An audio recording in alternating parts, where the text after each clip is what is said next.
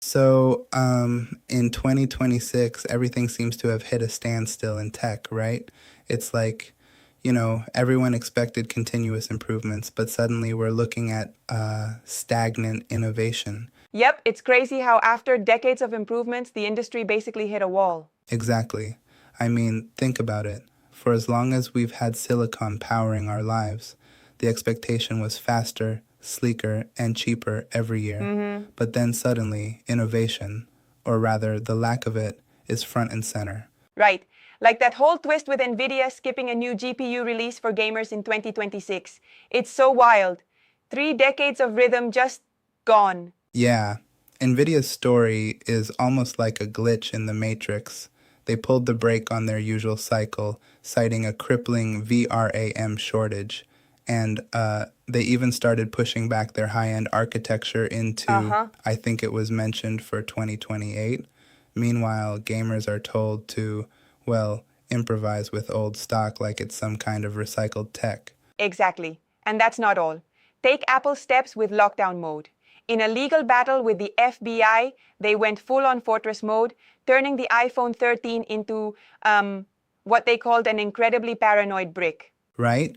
And it's fascinating. The whole idea that a feature designed for digital sovereignty became a legal shield. It shows how security can be weaponized in a legal context. Though I'm a bit skeptical because it also led to some unintended data loss. Yeah, losing Mac data because of enabling Touch ID, definitely a cautionary tale. And then there's OpenAI's pivot with their dime earbuds.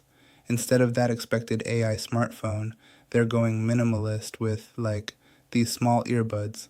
It's almost a tactical retreat, a response to the supply chain crunch.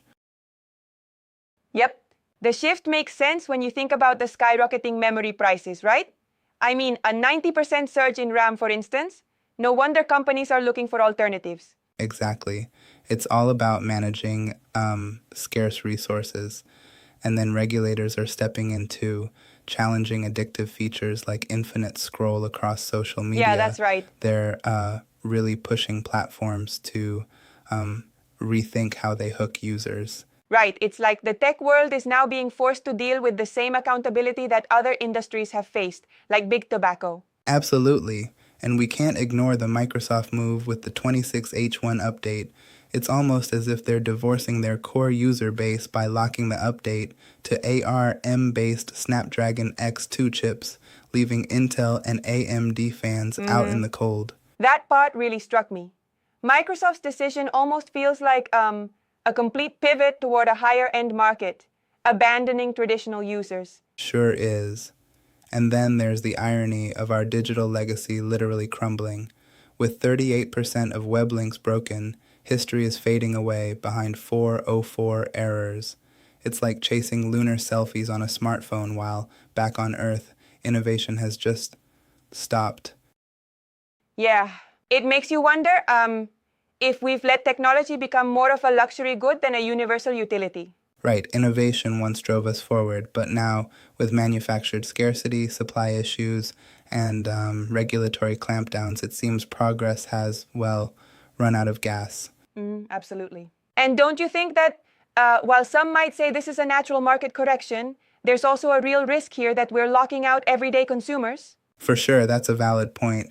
It's as if the very essence of innovation, making tech accessible and better for everyone, has been sidelined in favor of enterprise and profit margins. Yeah, exactly. So, in summary, 2026 wasn't just another year in tech. It might just be the moment when progress, as we knew it, took its final bow. Right on. It's a fascinating, albeit kind of concerning glimpse into a future where the upgrade cycle finally comes to an abrupt stop. No doubt.